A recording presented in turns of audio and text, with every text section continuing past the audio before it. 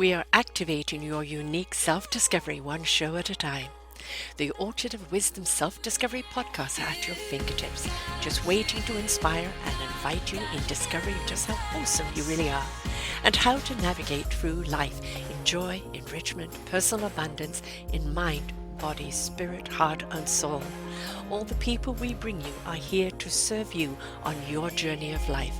Do enjoy our next show. Good morning, good afternoon, and good evening, everybody. Welcome back to another edition of Their Story Matters right here on selfdiscoverymedia.com.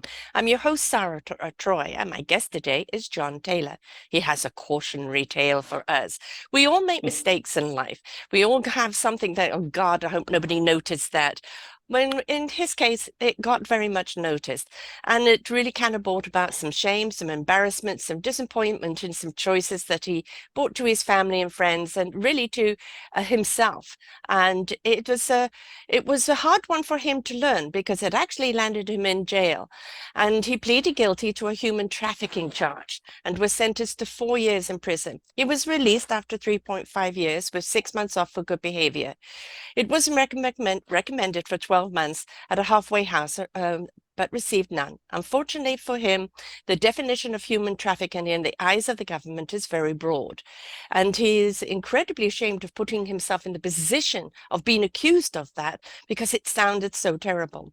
What he did not know was several rumors have been circulating that most within the technical diving community, which he is very much in, that what people were saying about him was worse than even what was happening. He made a mistake. He had sexual intercourse with an underage girl. He did not call that trafficking. He was just being ignorant, just being a guy mixing with the wrong people, doing the wrong thing, and not thinking before doing. So today is about that story, where you think when you're young that nothing is going to touch you. You think that you can get away with everything. Um, and sometimes it's just a question of not acknowledging what you're doing is wrong. And this was a lesson that he had to learn, and how somebody, a rabbi in prison, kind of brought around to him that, hey, mate, it is wrong, own it. And the quicker you own it, the quicker you can get through forgiving yourself, coming out the other end, and getting out there and living a productive life with more knowledge in your belt. So, kudos to you for sharing this story today. I know it's a hard one for you to share, but at the same time, it is that cautionary tale for other people who think I can get away with it, or I'm just mixed up with a crowd. They're all doing it. Why shouldn't I do it? Let us hear your story of how you got entangled in this in the first place. Welcome to the show, Jon. Thanks. How did I get entangled in this? Well, that goes back, a real long way, and it all roots back to drugs. If Mm-hmm. I'm being completely honest, it roots back to drugs, and I think that there are so many problems that exist, not just here in the United States, Mm-hmm. globally, that stem from narcotics. I mean, we read every day about people dying and Yes. as a result of fentanyl. So there is one thing. I actually never had sexual intercourse with an underage girl. That Okay. never happened. But you were But accused of it. I was accused of human trafficking. It was actually much more complex than that. And Mm. that's something I didn't know. While I was using cocaine, drinking copious amounts of alcohol, and running around, with everyone that would entertain my company, um, it just became out of control. I thought I was guilty. Worst case, as a misdemeanor. I would use drugs at my home. I would never go out to a public place where a possession charge, Mm-hmm. which would be a felony, could come about. And because I was, I guess, moderately cautious in one aspect, I was incredibly reckless and stupid in another. Mm-hmm. And there are so many people that are living a life on the edge Mm-hmm. that are totally ignorant as to the extent of what's actually happening. I really thought my worst case was a misdemeanor. At the time, I had the resources, and I could deal with that without much fallout. And it was just such stupidity and arrogance. Yeah. It was Yeah. blinding. Well, I mean, cocaine will do that to you. It takes Yeah, reasoning away, right? Where is the yeah, clarity when you're high, right? yeah. And the more you get high, the more obviously you like it, the more excuses you're going to make, and It's and amazing. more reasoning that's going to exit the door. Yeah, yeah. It's really amazing. And I'll tell you what, prison was probably the worst experience of my life, Hmm. but the most necessary. Yes, yes. Yeah. I mean, it's the wake up call, isn't it? I say to people, they get the Oh, nudge, nudge, wink, wink, and the tap on the shoulder. But so many people ignore that until the cosmic two by four comes along. And, you had a yeah, very big cosmic two by four. yeah. It's the federal system is real tough. And going to federal prison, while it's not as difficult in certain respects as, let's say, state prison, and this is something I've been told by numerous people, it is just brutal. You're counted awake 4 or 5 times a day. I don't remember. So it's dehumanizing. Yes. And you see all of the wasted talent in prison. Hmm. It's really, that's what I think bothered me the most. Hmm. Yeah. And, we look at systems in other countries where they rehabilitate, where they take people into a further education so that when they leave, they can be a productive person of society. Whereas I feel Right. the system in North America is very much, they treat you worse than an animal in many ways, and they expect you to go out and be criminal again because that's the label they've put on you, and a label that you're stuck with. So where is the rehabilitation? Where is the learning from the mistake? And where is the tapping into maybe the talents you never knew you had that you could apply when you leave? So the system itself is completely screwed up and needs to be overhauled. You know, I agree with a lot of the things you said. I think the real answer is education.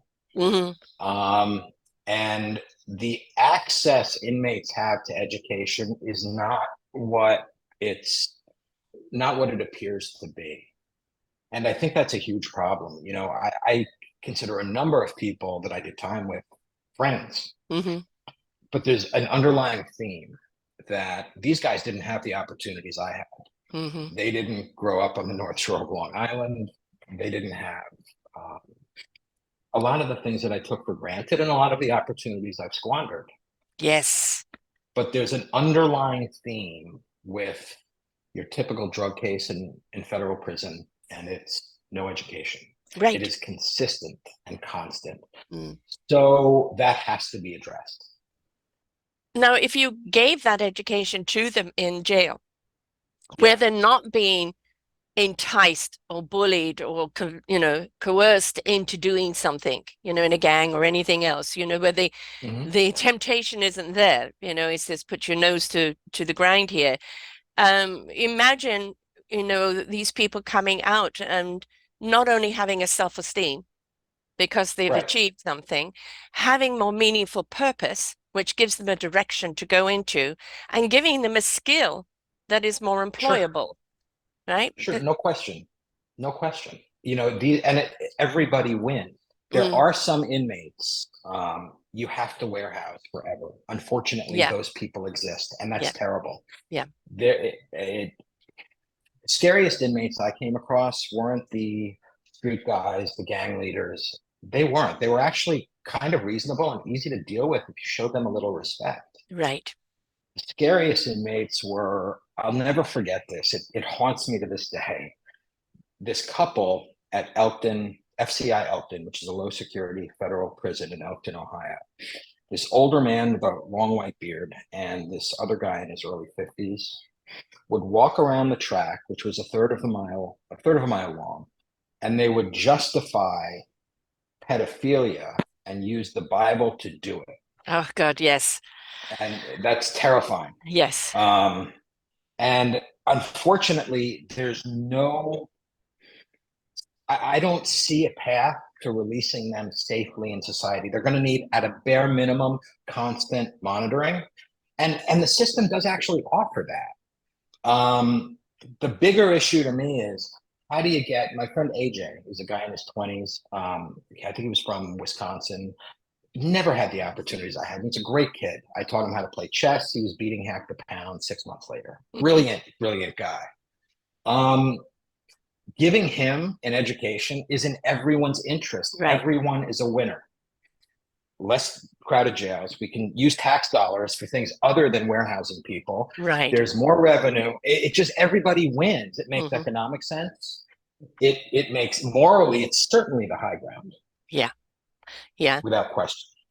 But, as you said, the person who can justify, and it's, religious fanatics that use religion to justify anything, right? Pedophilia. I mean, you see in certain cultures, children of 7, 8, 9 marrying It's these old sick. people. It is sick. And that is not religion. That is a man-made cult. Right. Right, that It's is not sick. not Yeah. God's intent at all. And for those kind of people, and I remember watching a documentary many, many years ago of a rapist meeting the person that he raped. And he first said, I apologize for doing this to you. Understand you did nothing wrong. You did nothing wrong. Yeah. And understand it wasn't even about the sex. It was about the Right. power. The Right. power I had over you. Don't let me out because I will go and do it again because that's my compulsion. Now, it took a lot of Yeah. guts for that person to say that and recognize that. It Yeah. released the person from feeling that she had asked for it, because most rapists do, you believe you've asked for it. Sick. Uh, but it also talked about really what it was all about, and it was about power, people having Yeah. power over someone else. And we have to Yeah. understand we've got politicians like that. We've got judges like that, right? And they're blatantly criminal.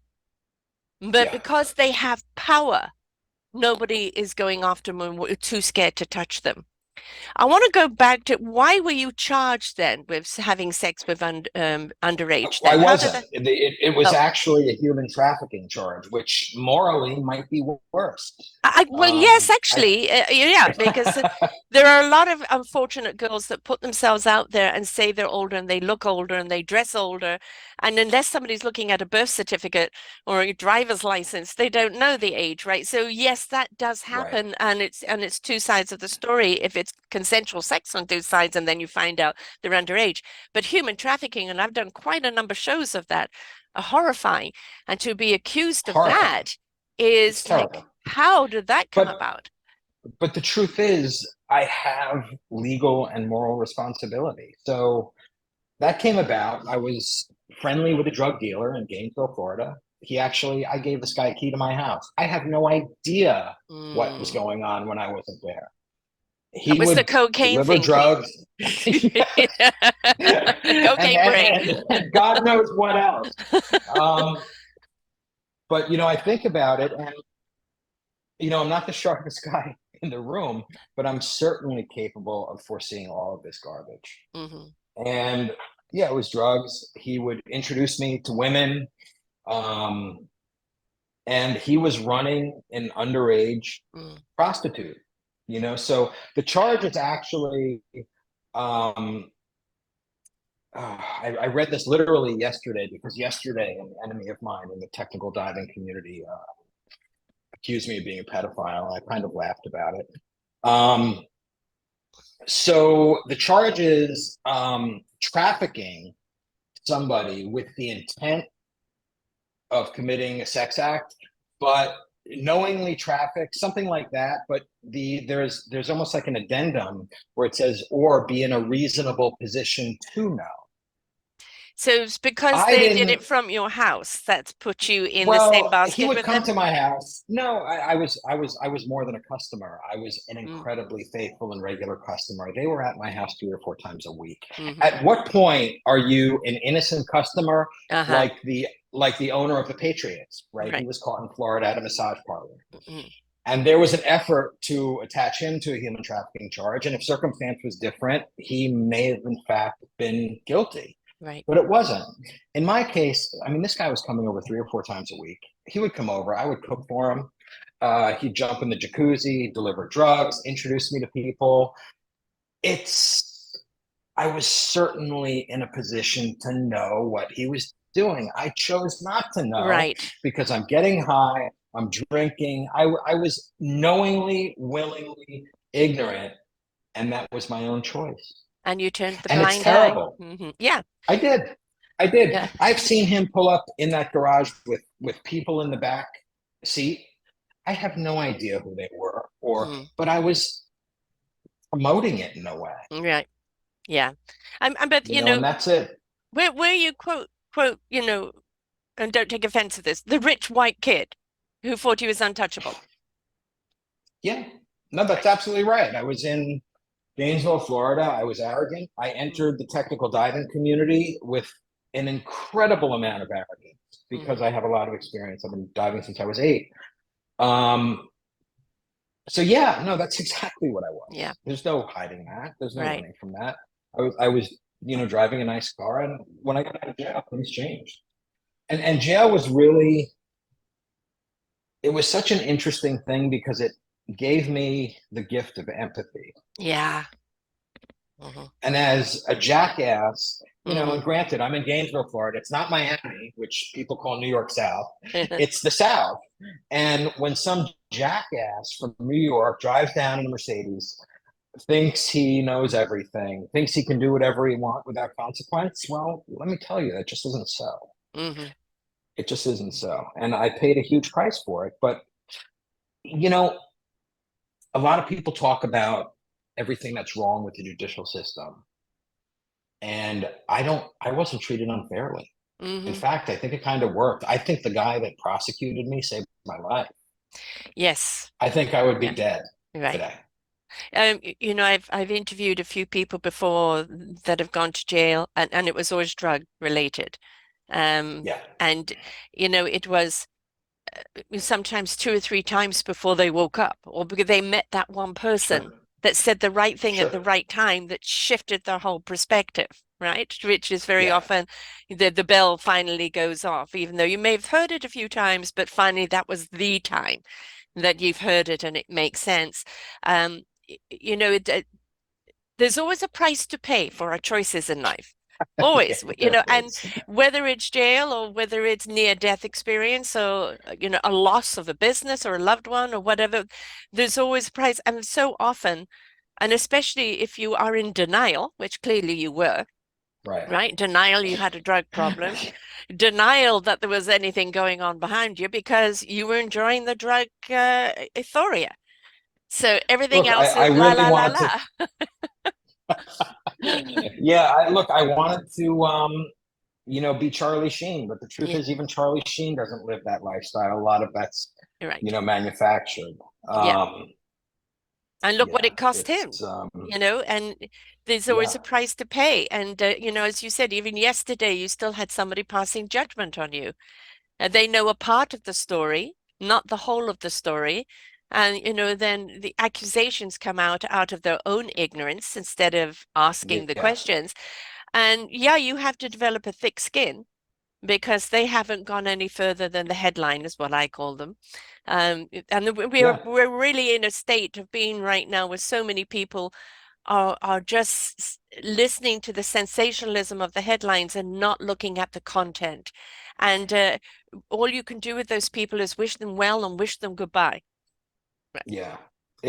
You're right. It reminds me of a story I heard from somebody I met, one of America's most impressive business people, and he was sitting with Cary Grant years ago, having lunch at the Beverly Hills Hotel.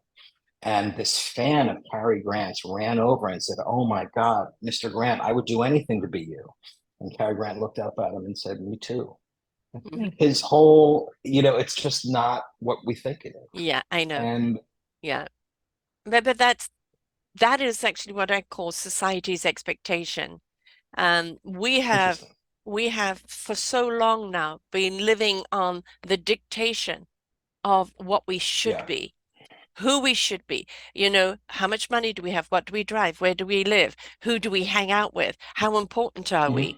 Hmm. Yeah. Facade, facade, facade, illusion, delusion, Yeah. right? And really, life is about the inside out job. Who are you inside? What do you stand for?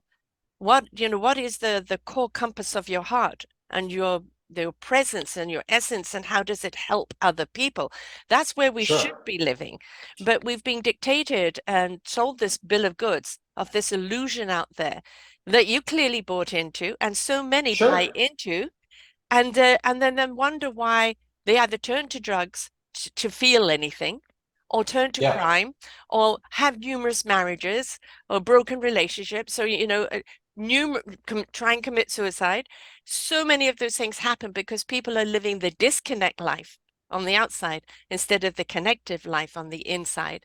And as you said, jail was one that really was a place where you discovered empathy, where you discovered yourself, where you got real. Yeah. It just, yeah, there's no question that that's exactly what happened. And even today, I'm dating a woman who it's really the first person I've ever met where I can really be myself. Hmm. And I haven't been trying to put on this facade. And as chance would have it, she has a 5-year-old daughter. So Hmm. that's particularly difficult because when I look at her, I get a little ashamed, and Right. I can't help it. Yeah. And that is something that is going to be a time process for you to work through, right? Yeah. Ashamed of the fact that somebody's child was victimized and you turned a blind eye to it, and that's what you went to jail for ultimately, right? Yeah. But here, instead of the Among other shame, things. sorry? Among other things, yeah. Right. But So, turning a blind eye that's is the catalyst. probably kind of that was more you knew what was going on and you didn't do anything about it, mate, kind of. But, looking at her now, it is, I'm going to do everything I can to protect you from those people Right. out there because I now know how to Right. recognize them. So it instead of looking at, yeah, the shame, you can have that for a moment, then put it aside, look at it as I'm now the guardian. I'm now the Yeah, protector. and it's just you're right, and I certainly feel that way. Um, You know what to look for, right? You know how to read the signs now. Where you're yeah, ignorant to them before, you know what they are now. And whether it's yeah, this child or other children or children that you come across around, if you see something that you feel is a red flag, then you know that you can, in authority, speak to whatever parent about it and say, look, yeah, red flag going up. What you do about it is up to you, but this is the red flag. And there's always a reason for why we get that cosmic 2x4. There is always something that we come out with that not only makes us a better person, but step into our meaningful purpose. And again, I've interviewed with people that have had things happen to them that no human being should ever had to happen to them, ever in their right, lives. They've not only survived, they've learned to thrive because they're willing to go through the hmm, process of their own healing, and who they've become afterwards and what they're doing now to help other people. They said they wouldn't change a yeah. thing. So, are you at that stage yet where you're looking at, is it still raw for you, or are you looking at all the things that you learned from there and how you can apply it to your life now and in helping other people? That's a really, really good question. And I think the answer is a bit complicated. So I think it was in June I moved back to New York. I'm at my apartment in Brooklyn right now, from Florida, and I've had a lot going on. I have this incredible woman, with a child. I'm very close with both. Um, I have some issues, old and new, with business that I'm sorting out. So it's both. I, You're still in I navigation. yeah, I am, and things got so intense that I decided it was best to start seeing a therapist regularly. So I started Good, doing that about a month ago.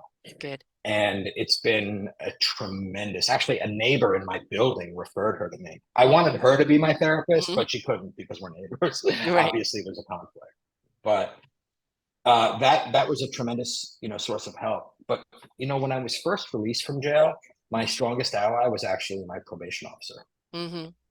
He was a treasure. He was such a resource, and he helped me navigate some just incredibly tough things. And I, because of him, I really, I wouldn't be here without him. He was great. Yeah. He really cared. But you see, there are those people out there that put themselves in that position because they care. But unless the person who comes out of the situation or out of jail is willing to care for themselves, the caring person can't help them. You've got to care for yourself for some others to help you. And if you still don't care for yourself, no one can help you until you get to care for you. Yeah, I lived in what my friends now call the crack motel when I was released from prison. I lived there for 14 months, so I was rebuilding my life. And I met two women who I really liked. They were in the throes of an addiction, and today they're both dead. Ugh. It's terrible. And I really liked them. We certainly weren't physically involved. They were who they were, and but I cared for them. And it turns out every single thing I did to try and help them was hollow. If anything, I may have enabled them. You know, this one They had to girl, care for themselves. That's the thing. yeah, We've got to get there. Like that guy couldn't have helped you unless you would say, I care enough about myself to receive help, yeah, right? And they yeah. weren't It just there. it bothers me. Yeah. I mean, I know, and this is why you see an awful lot of people.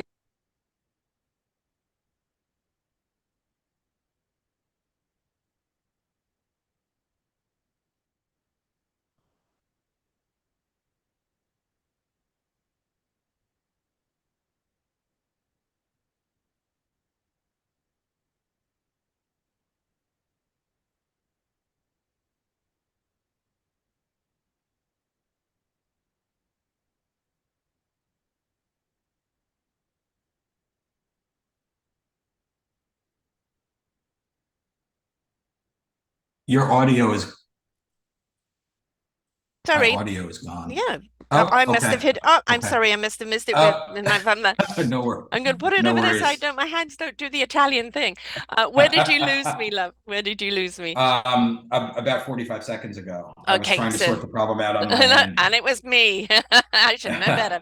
So, what I was saying is that everybody's journey here on this earth is to discover their own self-love, their own meaningful purpose. What is their instrument that they're going to share with everyone else? And that journey to self-love is a hard one because we're going to make Yeah, mistakes. We're going to loathe ourselves at times. We're going to feel ashamed, or we're going to want to blame everybody else for everything that's going wrong with us instead of taking ownership. But the journey is to love yourself, love your life, love your purpose, so that you can share it out with other people. That is what's really important. And nobody can help you until you are willing to help yourself by allowing someone else to sure. help you. And numerous times, as a counselor in the past, of trying to help people that weren't ready, is that all you can do is give them space. I'm here when you're ready. I'm here when you're ready.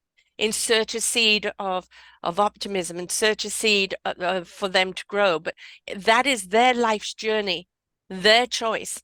And if they're not willing to look at it from any other angle, but only from the angle of despair, you can't help them because Yeah, unfortunately, that is the saddest thing about trying to help people who desperately need us, but aren't willing to right. accept us because they're still in that self-loathing, self-destruction, and not willing to take the journey of discovering self-love.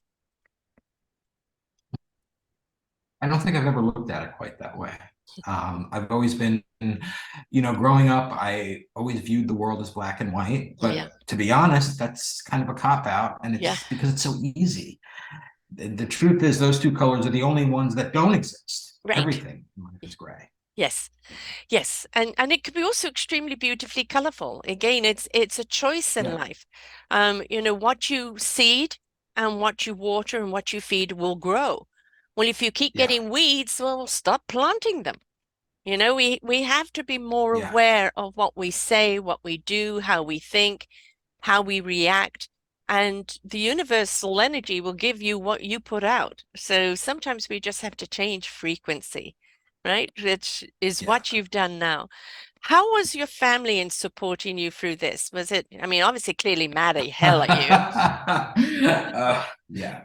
So my father was actually a brain surgeon. Um, before I went away to prison, he was diagnosed with dementia. And he actually died while I was in prison, Oh, but I I'm so didn't sorry. know. So my family didn't, thank you. They didn't tell me, which in hindsight was probably smart. Right. So I didn't really, I knew something was wrong, but I didn't know. Mm-hmm. So that was good. So I began speaking to my mother. I first surrendered, I self-surrendered at FCI Danbury in Danbury, Connecticut. From there, I was transferred to Elkton, Ohio, where I finished my sentence.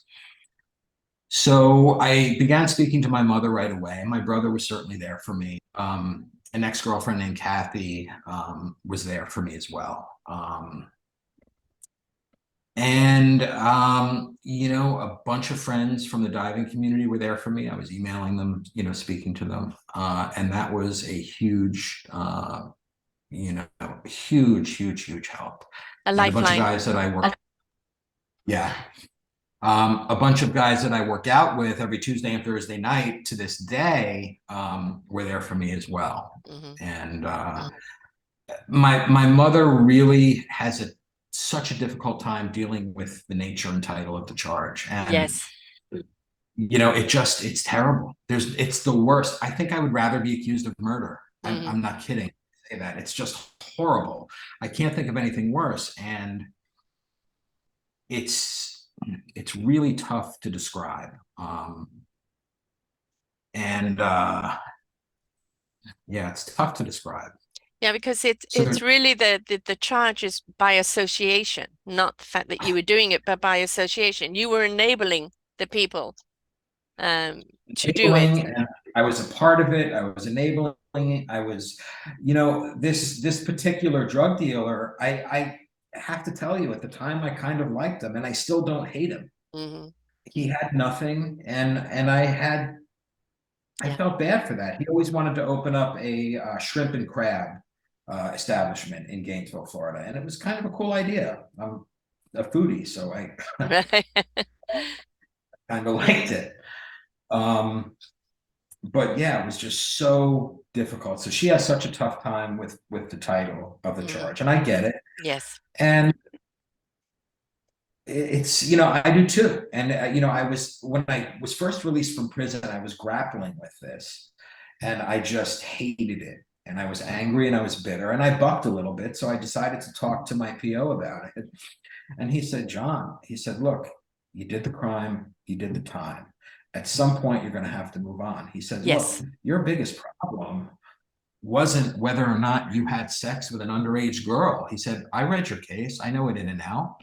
There was no proof that you did. Mm-hmm. None, zero. Your problem were conspiracy laws, Yes. because these trafficking charges, conspiracy laws are really used to prosecute, which I wasn't aware of. And I still, having not gone to law school, another regret I have in life, Mm-hmm. it's tough to me to sort that out. And I have to accept it and move on. You have to accept, although the title, is too blanketed and obviously too damning, but it's accepting your role in it and what the reason Yeah. they really did send you for. But also then also accepting how it was your Cosmic 2x4, no more drugs. What are you doing with your life? You're throwing it away. How can you be more, empathic? How can you be more understanding? And as you said, looking at the drug dealer, kids don't grow up going, I want to be a drug dealer one day, Right. right? They grow up and they fall into drugs because somebody initiates them or it's a way out and it's easy. And it's the higher up drug dealers that we need to deal with because they get these younger people hooked on it and then they become the kingpins. And it's such an easy life for them in the sense of easy money. But if they once you start digging up that, digging that rabbit hole, it goes deeper and deeper and deeper, and they get so deep they don't know how to come out. And for many of them, oh, I'm going to finance my dream, or I'm just going to do this for a while because it will pay for this or pay for that. And then again, the claws come out and it just sucks them right in. But also there's a certain amount of glamorousness to it as well. The money, the Yeah. power, the change, the look. And for many, many people, it's like what I call drinking their own Kool-Aid. and they get caught up in that. So yeah, we like to again blanket all drug dealers as evil, and it is an evil act that they're doing because it is Sure. life destroying. I don't know how many opioid deaths we have here, more than we had of COVID deaths. It was just absolutely dreadful in the last couple of years. Um, and yes, there should be some accountability for that for sure.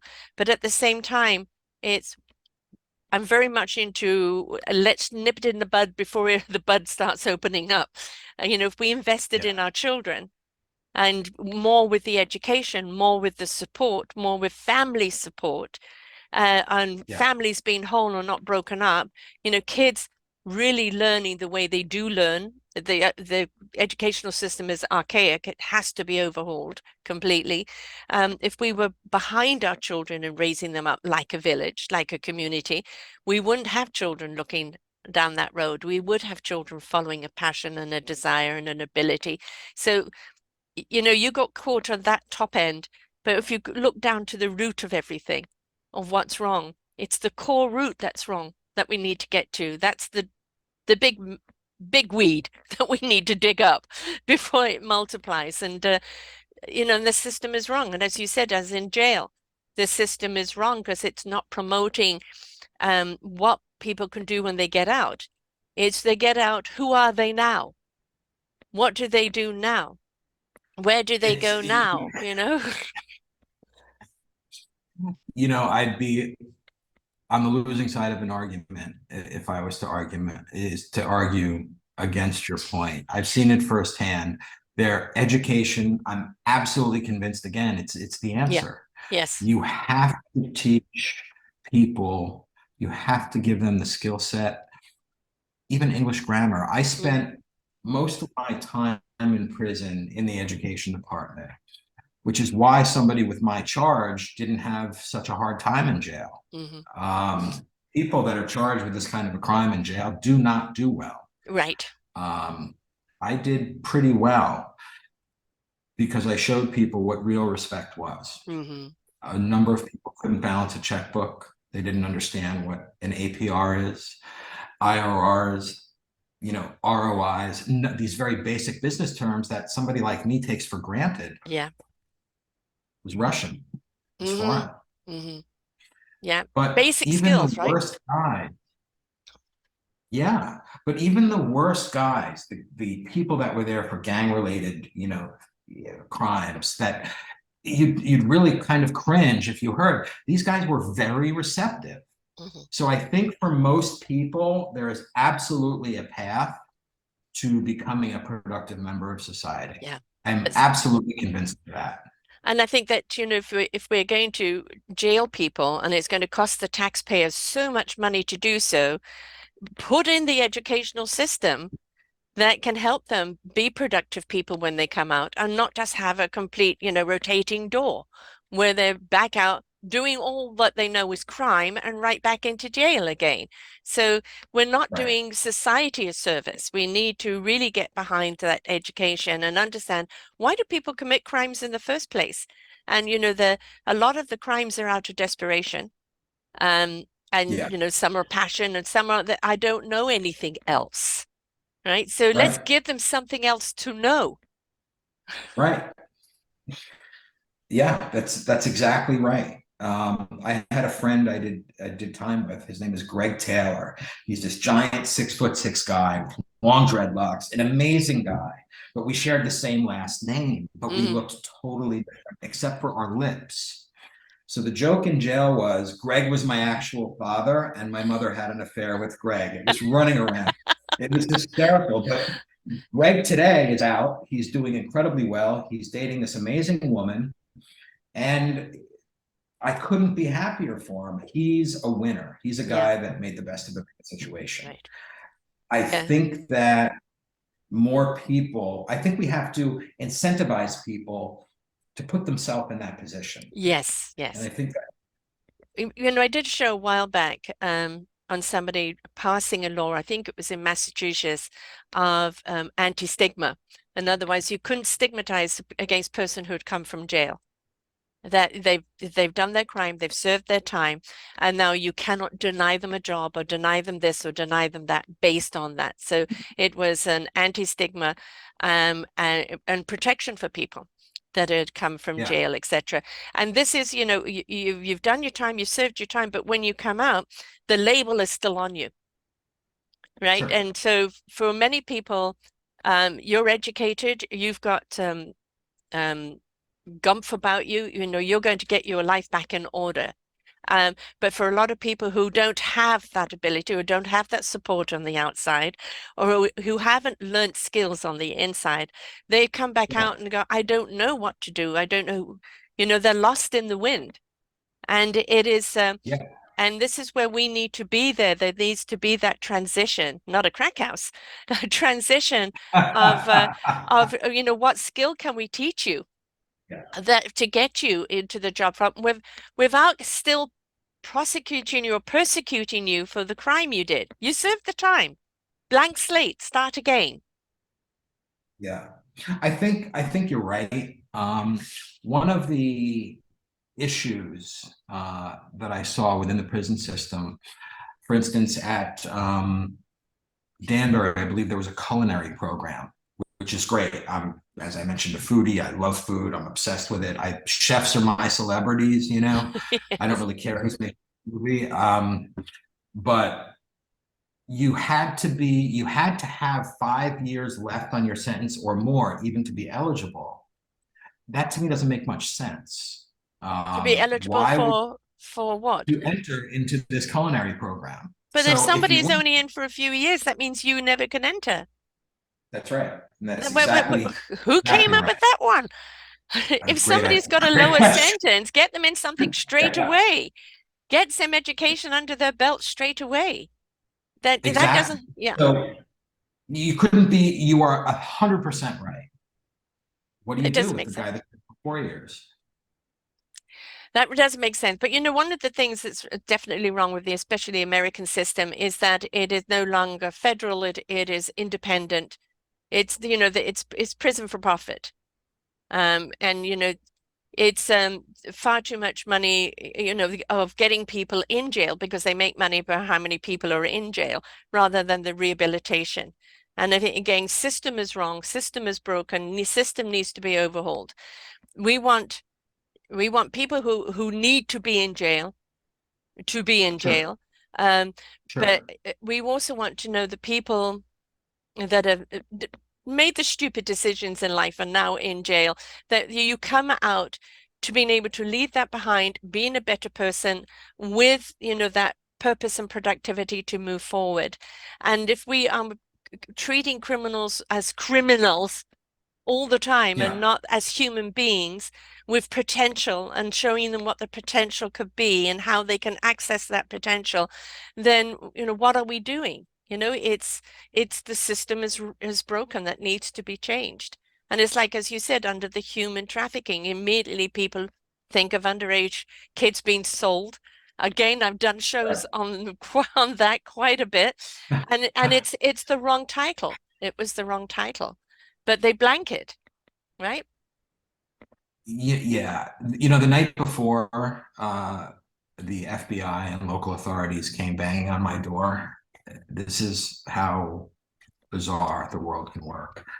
I was laying in bed, staring up at the ceiling, and my heart was beating so fast I could see it through my polo shirt. Mm-hmm. I could see the skin move. And I was staring at the ceiling, thinking something has to change. Mm-hmm. I'm not going to survive this. Literally the next day, everything changed. Yeah, yeah. Was that the kind of change you were thinking of, though? Oh God, no. Certainly wasn't on my Right. terms. Okay. When I said change, I meant nudge, nudge, wink, wink. Yeah, Don't cost me exactly. too I much. wanted this, and this. But again, It the was universe rough. gives you what you need to wake up. I mean, that's you were there for a reason, not only to change your lifestyle, um, to become aware of the choices, but I think also to learn from the inmates, of that Yeah, they are human beings who've made foolish mistakes and to understand why they've made them And as you said, there are certain Yeah. people that jail is the only place for them because you can't let them loose in society. Um, but most people, and what we're seeing so much today, it's a different pandemic altogether, is on mental health and Yeah. the stress, the anxiety, the depression, leading to violence, leading to suicide, leading to crime. And Yeah. people are just blanketing them all as, just people doing acts wrong instead of understanding the why behind it. And that's a whole nother area that we need to really look at and understand what we need to do about that, because I don't think people kind of just go into crime. I'm going to commit a crime. You've got that. No. What we've had here lately, which is quite disturbing, and I think has come about a lot because of COVID. Um, we've had a lot of teenagers, especially girls, stab people to death randomly. Yeah, I've read something about that, and I don't know how you explain that. I don't either, because It's it's bizarre. like, one group in Toronto, the girls all met online. They were all different. Three 13-year-olds, three 16-year-olds. And they went out and they stabbed this one homeless. I don't know if he was homeless, but a guy that was trying to protect his friend because they were trying to steal her bag, and they literally just stabbed him to death. And it's like, what is in that mindset of a 13 and 6-year-old, 16-year-old? We had it at a local park where my daughter takes her son to play. Tourists walking the wall, teenagers just stabbing him to death. Somebody sitting on a bench feeding the birds, and they're all teenagers and mostly girls. And it's like, what is going on here? And we have to gain, I think, this is the outside living affecting the inside decision making. And we're so busily sensationalizing, and people are so Yeah. desperate to feel. I just want to feel something. I just want to feel something, that they're looking for it on the outside, not on the inside. And where they can't find the love, or the sex and the drugs isn't doing it, they turn to the crime to feel something. It's bizarre to me because, first of all, no one would ever think that these things happen in Canada. Right, I know. My father, I don't know if you know this, but he grew up in Montreal, and he had a very, very hard life. He went to McGill University. Mm-hmm. I'm sure you're familiar. Yes. So one of the big things, I think, generations younger than mine, they lack hardship. Mm, And I know many, many people have said that, yeah. but it's almost like they're entitled to an iPhone and the latest Yes. and greatest. Yes. And the headliners, the shallow, Yeah. because they, as you said, they haven't walked, in their pajamas through the snow to school. Yeah. Um, Right. and the entitlement has made them shallow and quick to anger and quick to judge. And a lot of that is the social media again, demanding people live this delusional life, which, when they finally do wake up, they realize is so empty that there is absolutely no substance in it at all. It doesn't matter if you have Yeah. a trillion likes. Is there anybody there with their arms around you at night loving you? Or you just prefer the trillion likes, and um, that is where we're too scared to go in. And Yeah. we can't escape that. We're all going to face it somewhere along the line, nudge, nudge, or cosmic. We're all going to face it somewhere along the line where we've got to get real with ourselves. And that means looking in. Do you like who you are? Do you like your decision making? Are you trying to escape who you are? Or come face to face with it. So, as you said earlier, you're kind of still in the process of doing that. But what would you Absolutely. say is, something you've definitely learned about yourself that you do know right now? That's an interesting question. I've always tried to hide the fact that I'm kind of an emotional person. Hmm. I always like to be the pragmatist and somebody who appears to be unshakable. And I've been very successful doing that, but the truth is that's not accurate. Hmm. And that's something I've learned. I'm an incredibly effective problem solver. In fact, I can't tell you how many people. I posted something about my situation on Facebook a while back, and the number of people that sent me emails and private messages and publicly came out was shocking. Mm-hmm. So I'm just so tired of running from myself. Yes. And that it's okay to be vulnerable. That's actually one of the greatest gifts you could give yourself is your emotional vulnerability because it's your honesty.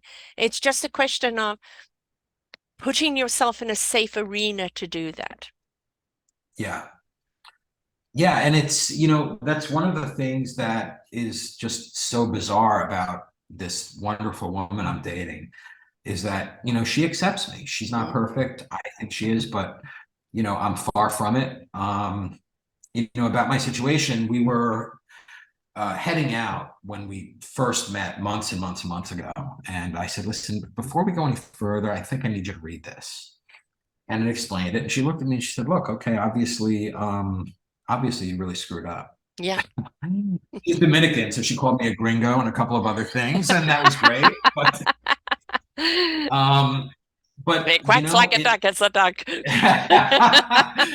right.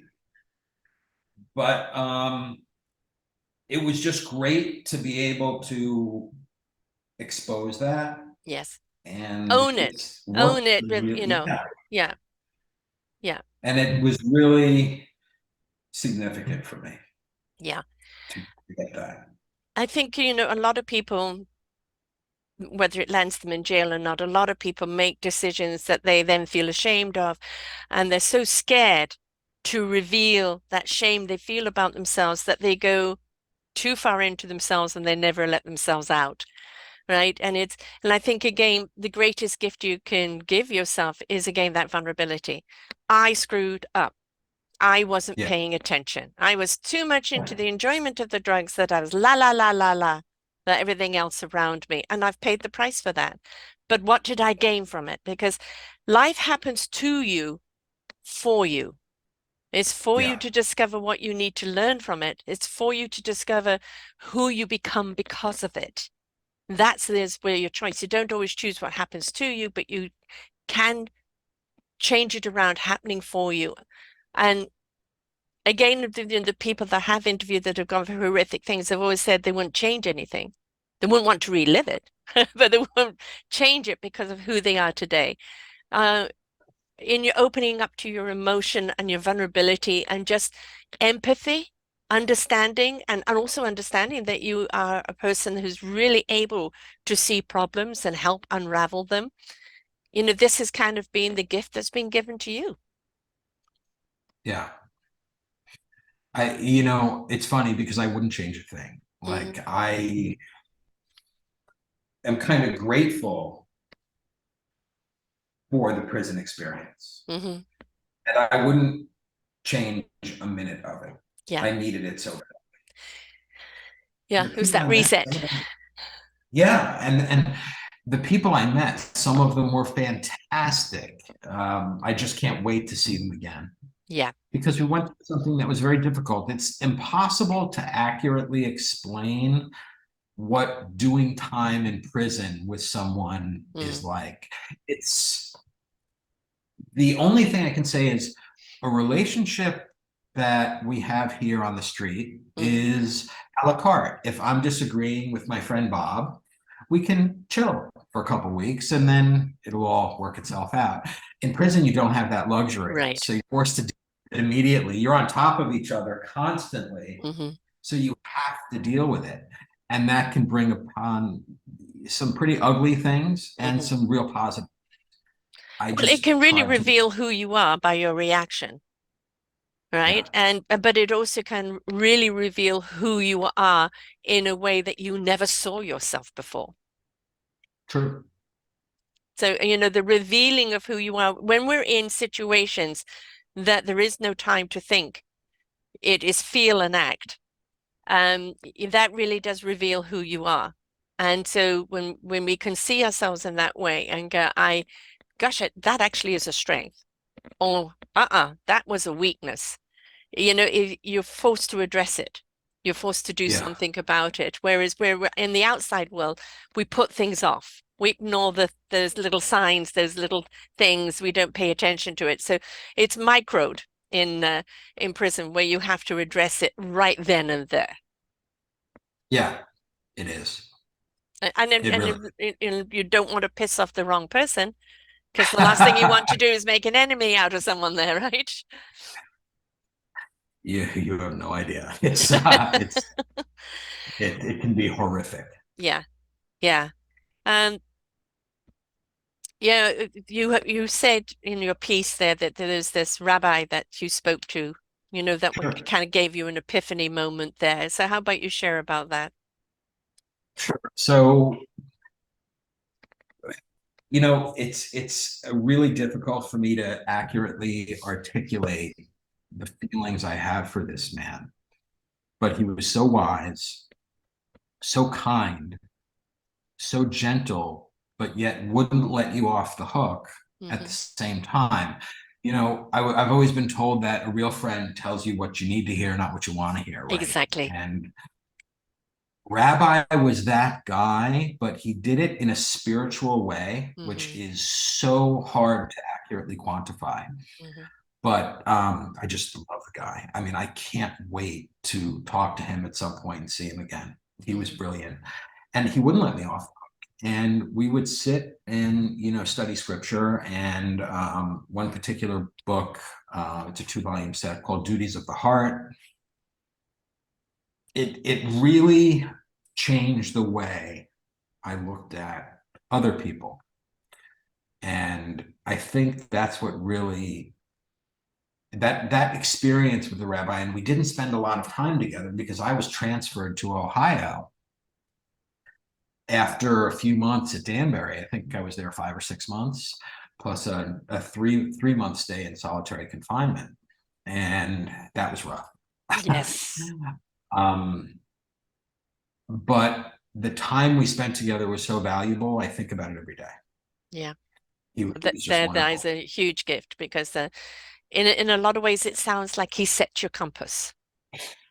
Yeah, he said, God, there's a reason why you're here. Yeah. It's your responsibility to figure out what that is. Hmm. And that was an underlying theme that he always impressed upon all of us. Hmm. And he's right. Yes. You have to take a bad situation and make it a good situation. And it doesn't matter to what extreme it is, we all go through situations in life that are bad.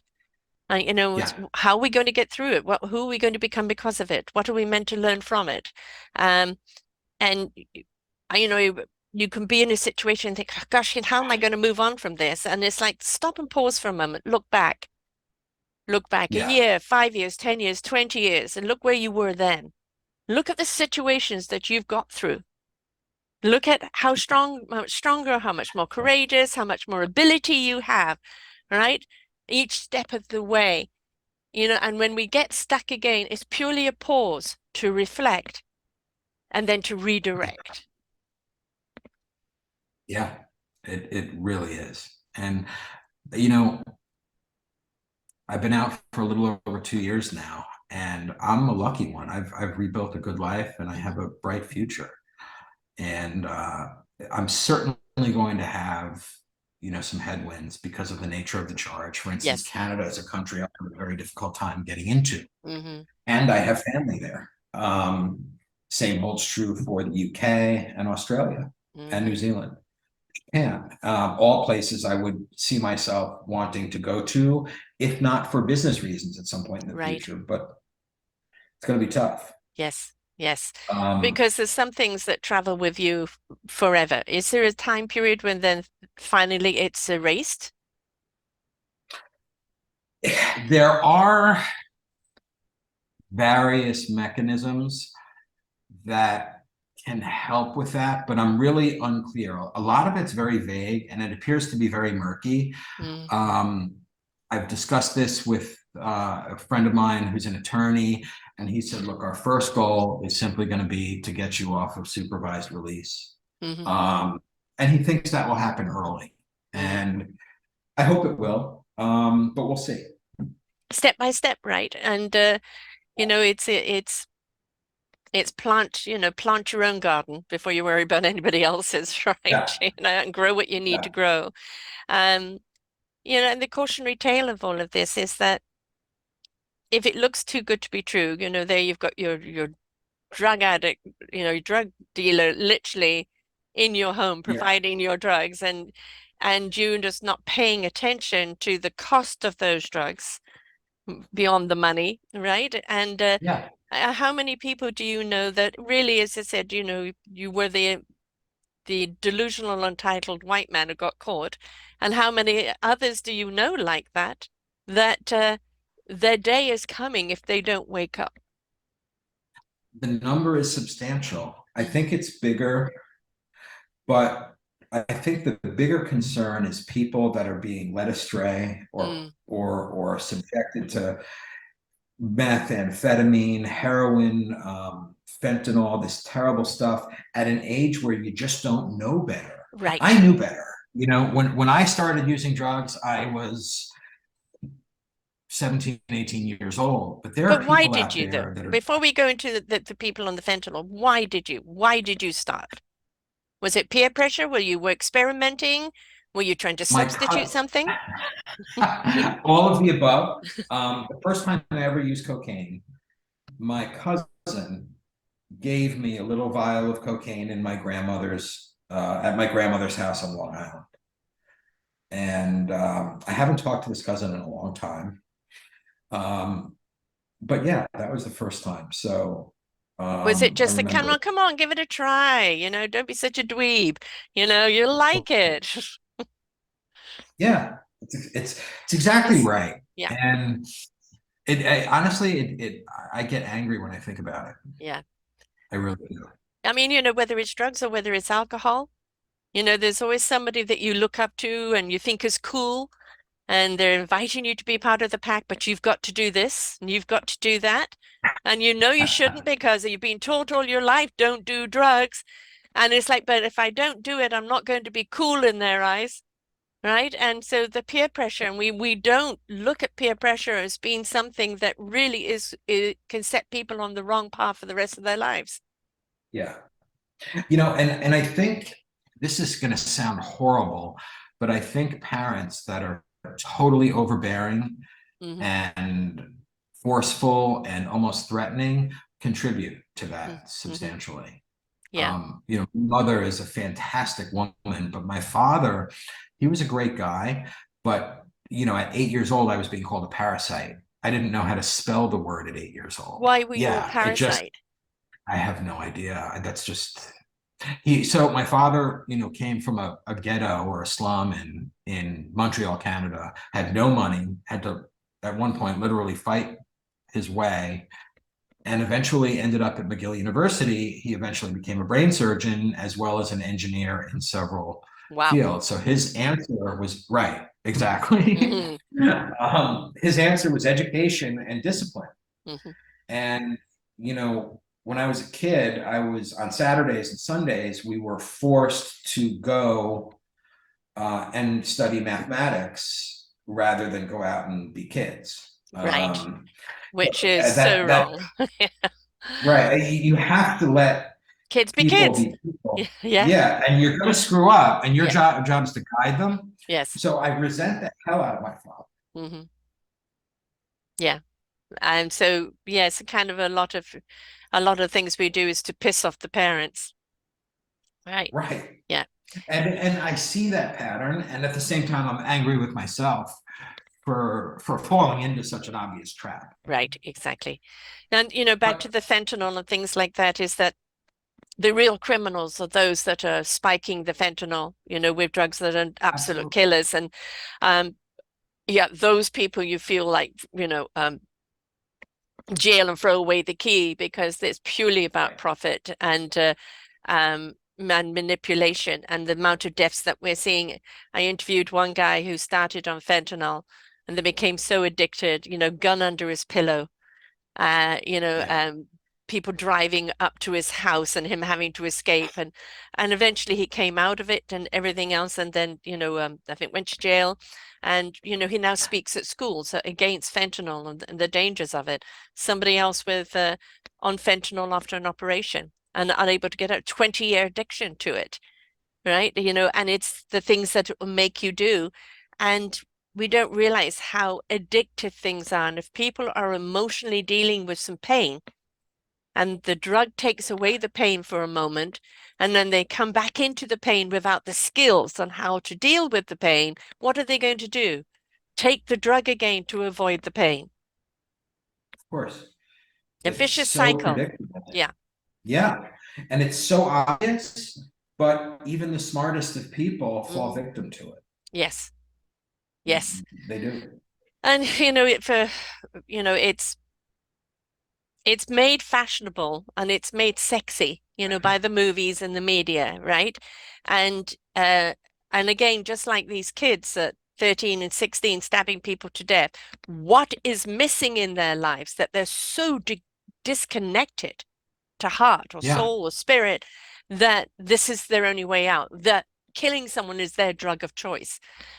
So we are at a stage I think, in human society right now where the pendulum needs to swing, where we actually Sure. say to live and come from heart, to come from the heart, and everything that you do is not a weakness, it is your strength.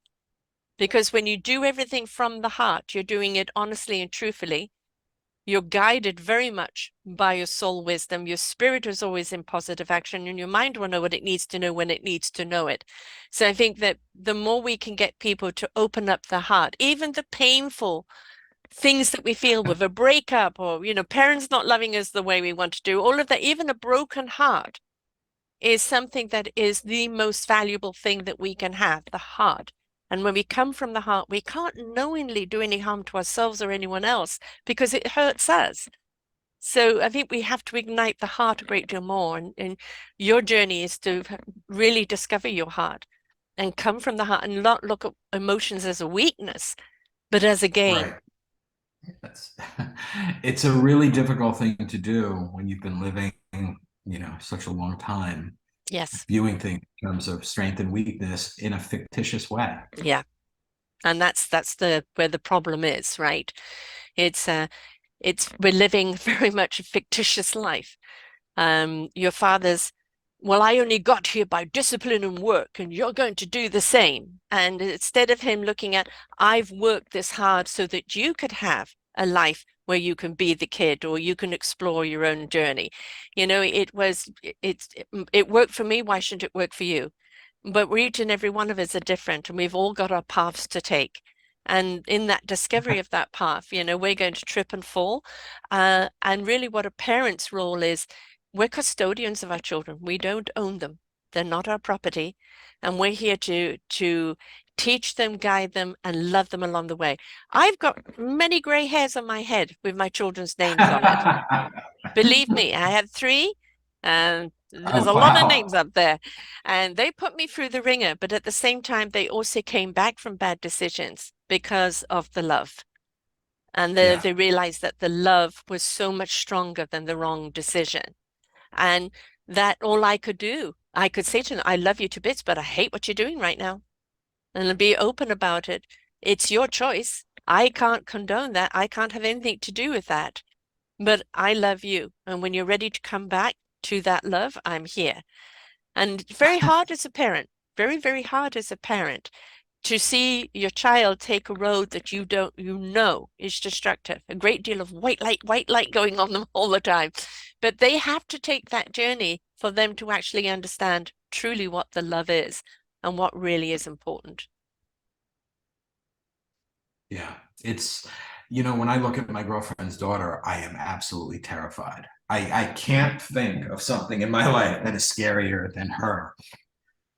Why? For a lot of the things that you've just mentioned. Mm, I just want the best for her. yeah. And, we luckily got her into a blue ribbon charter school, which was quite simply a miracle. Mm-hmm. And so things are going well, but my God, I just look at her like she's the Hope Diamond. Hmm. You know, she's a treasure, and it's terrifying. But the It's more absolutely. that you educate her, you know, that to come from love, to do everything from love, and to look at people who make wrong choices, to look at people who are in difficult situations, not to sugarcoat it, but to see it for what it is and have compassion for those people. Not only will she not want to make those choices, or will make different type of choices in life, because we don't get through life unscathed. We all make some wrong choices, but it the more she has empathy for people who are simply making the wrong choices because they don't have feel the heart, they don't feel loved. Why do we go and search for these things on the outside? It's when we don't feel love on the inside for ourselves, or we don't feel loved. When we are loved and we feel loved, then we want to do loving things, not destructive things. The destruction comes from not feeling worthy, not feeling loved, not feeling anything. Yeah, I mean, I agree. As somebody who has had every single negative feeling you've just mentioned, I absolutely agree. The drug, I didn't use drugs to feel great. I used drugs to feel nothing Yeah, because that was better than feeling. yes. But And that now was you scary. know that that feeling is wonderful if you immerse yourself into it. All right. Yeah, no, Yeah. it is. I mean, even, you know, I'm an empath, you know, and then sometimes things are going on around me or in the world, and it's overwhelming. And I've suffered great depression in my life because of it. But at the same time, Yeah. is that I rather have that feeling than apathy, because Yeah. I've been there too. And that apathy of not feeling anything, just an empty soul, is so much more despairing than actually feeling too much. But I prefer the balance in the middle. Yeah. Yeah. Yeah. I think I understand what you're saying. Um, yeah. It's just It's you're navigating through the balance right now, right? But I really am. yeah. So I do go back and forth a lot. Hmm. And you know, tonight I'm going to pick them up and we're going to go to like a cool dessert place and you know, restaurant that's very popular and it's kid friendly, so that's good. And I'm really looking forward to that. And 7 years ago, 8 years ago, it wouldn't even be something on my radar. Exactly. You know, it would just be it would it's something so foreign to me. And now it's like, okay, is the child seat in the back seat of the Jeep? Yeah. Yeah. Okay, Yeah. I have to call it this time so we're not late. Yeah. Like all of these little things I'm Yes. experiencing are so new and they are scary. But no, look at them as exciting. Take the word scary out of it. Remember, words have energy. So take scary, Yeah. be aware, right? That what you're scared of is what could happen. Be aware of what could be happen, but don't be scared about it. By being aware, you can actually re-steer in the other direction, because words really do have energy. My son is 38 and he and his girlfriend have just bought a house together, and she has an 8-year-old. Oh, And he cool. has stepped into being the stepdad and, you know, getting his hair made up, makeup on, doing dances together, you know, and Right? he's just stepped right into the role. Would he have been ready for that 2 or 3 years ago? I don't know. The right No. person and ready for it. And then it's like, you know, okay, she's my stepdaughter and she's a part of my girlfriend's life, so therefore she's a part of my life. And I'm just going to immerse myself into this life, right? It's exactly what I've done. And I don't regret it for a minute. Right. I just don't want to screw up. I think I'm really scared of myself. But that is because you're basing yourself on past actions instead of being aware of them. It is paint your canvas of how you want to see it. Don't paint your Okay. canvas of how it has been. You Right. know, That makes a you're lot of never sense. going to be your father because you have too much Yeah. love and empathy, right? You No, know that he there's was too dangers well out there, educated to go there. but there you Yeah. know that the what the dangers are. So those can be inserted into the canvas of be aware of. Anytime you see Yeah. this happening, talk to me. It's safe to talk to me, right? And it's like teaching about kids, don't get into white vans, right? The more that they're aware. I had my kids at the age of 2 and 3 do a sex education thing where a woman came in and she talked about, now this is a vagina, this is a penis, it's yours, nobody can touch it. At that age, I had them do it, that nobody can touch your body against your will. And the kids grew up with that. And it's sad that we have to teach them that so early. Yes. But in doing that, it's my body. They knew that right from the word go. Our kids are sponges. They can take so much, but don't let them take your anxiety because they won't know what you're anxious about. And then they'll Right. think it's them. So share the awareness, but not your Huh. anxiety. I like that. That's really, really, really good. They feel things and No, they don't know how to articulate it. yeah, I've noticed that. And the one thing about my girlfriend's daughter is she's really, really smart. And she knows that I'm a complete sucker and fool. So she knows how to manipulate me like no one's business. But then again, you show her where the boundaries are. You can push me Yeah, to here. This is the sign that you don't go any further. Because the more we teach them boundaries, the more they learn to place the boundaries upon themselves, and the more they respect the boundaries that are around them in life. yeah, Not yeah. borders, That's really boundaries. smart. Yeah, right. Yeah, It, it's a lot to think about. and the thing is, as you said, you're still kind of raw coming out of your experience. You're rebuilding your life. You're taking everything that you've learned. But it's also, I'm glad you're seeing a therapist because there's still a great deal that you need to deal with your dad. And he was still Yeah, kind of a lot of the driving force to your own self-destruction and your own escapism. And it's like releasing that. He did what he knew to do. It's, I look at my parents and they did the best they could based on what they knew. And they did better than what their parents did. Right. So, it's sometimes we have to just forgive and release and not become. Because the more we look right. at that, the more we then become them, and we don't want to be that. As my mother said to me, you've brought your kids up the way you want to be brought up. And I'm full of cuddles and kisses. You see my poor grandson, he gets devoured. And they know that of me. Love, gotta share it, gotta give it. Because that's what's important. And it gives them permission to express who they are the way they are as well. So continue on your journey in your self-discovery. And we get to a stage where we feel we really know ourselves and we really feel good with ourselves, but never become complacent because tomorrow there's always something else to discover about ourselves. And we do that to the day we die. Yeah. But remember, what Yeah. you seed and what you water is what's going to grow. You want fruitfulness to grow, plant those seeds and be careful of the words that you use because those words have energy and you want the right words there. Yeah, I wholeheartedly agree.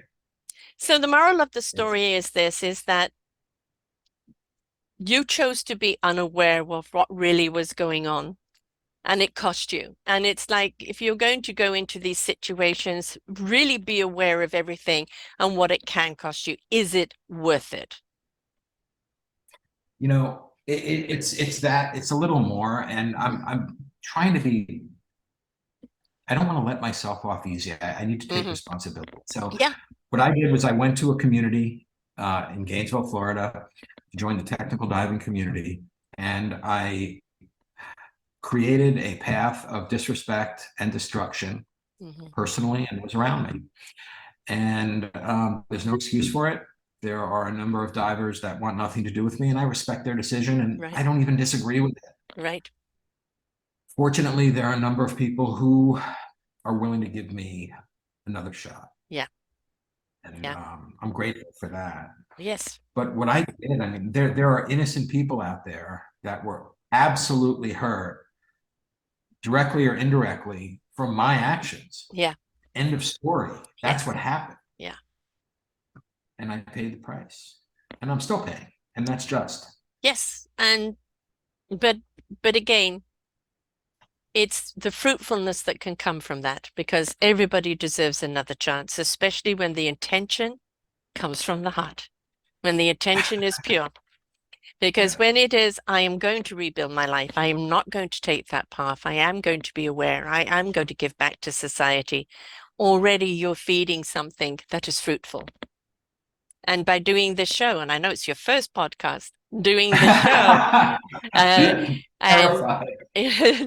I hope not. But in doing the show and being open and honest and willing to share, that takes a great deal of courage, but it's also a part of your own healing. But it also is for other people that may be going through this transition or have Sure. faced something or are on the verge of it. I had a message from someone today that listened to one of my shows from years ago, whose daughter's going through the same situation, and just that piece of advice could save her life. And you never know of what you're saying here today could be something that makes it, you know what? Yeah, who am I getting my drugs from? Why am I taking these drugs? Who am I associating with? Why am I running from myself? Because that's what you were doing, Yeah, right? exactly. And when am I going to find the strength and courage to face myself? And who do I need to help me to do that? If any of those questions come up today from anybody listening, and we can't dictate how they listen or what they learn from it, but hallelujah. And that is just, keep doing the podcast, keep receiving your own help, and just keep on the journey. But Yeah. mind the words, right? Remember, words have energy. Don't put yourself down. You've already been there, done that. That's what got you into trouble in the first place. It's about building yourself up now. And it's about taking that journey of, I've learned this very good lesson. How do I apply it to make my life better and my life better in other people's lives? Because that's really what it's all about. You've really been a tremendous help. I appreciate it. I apologize. I have a sore throat and I need to take another COVID test before I go out tonight. It's okay. Yeah, No, that's why my voice is raspy. that's okay. But hope you don't have it. Just gargle with salt water. That helps. I took a test this morning. It was negative. So Good, good, good. Stay that way. Stay that way. For people who want to reach out and have a conversation with you, ask questions, or just follow you, I know all you have at the present moment is a Facebook, but how do people find you? That's probably the easiest and best way. I do have a LinkedIn. I'll send you a LinkedIn profile. I'll send you my Instagram and Twitter as well. But is the Facebook the one And that you're more involved with right now? it's so easy because I haven't silenced the notification, so I get it constantly. And it's really how I communicate with divers and other divers. It's really has a lot to do with diving. And of And course, I mean, you've gone back into your diving community, which you are lucky to be able to actually go back yeah, into very. your world of of diving, which you couldn't do before. So, that's really important. Yeah. So that's really, really important. So what word did they use? What title did they use on Facebook? Um, let's see. It's on Facebook. It's really just Jonathan Taylor. And that Jonathan And is Jonathan, Taylor, exactly. Taylor. And there's a picture of a diver. I'm in a hard hat, Right. kind of an old naval diving hat, and it's actually a Russian 3-bolt. That's what it's called. And then I'm diving in a cave. You won't mistake it, and it's really easy to find. Right. Right. And the thing is, I can imagine that, when you are diving and you're in that beautiful silence of the water, and water is Yeah. such a conduit, this is a great place when you're diving to release and Yeah. to receive, because the water is an incredible conduit, and it is such a wonderful cleanser, and at the same time it's a wonderful nurturer. So I can imagine diving is a place where you really feel at one with self. You have no idea how right you are. Diving, especially when I'm alone, Mhm. when I'm deep inside of a cave, is the single best feeling I have ever had. I love it.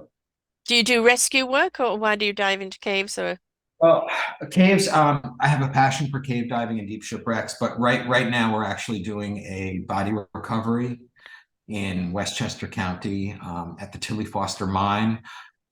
Years ago, a woman named Robin was raped and murdered. She was 17 years old, and they're aware of the perpetrator, but they need proof of death. So we're tasked with finding her body. wow, wow, Well, yeah.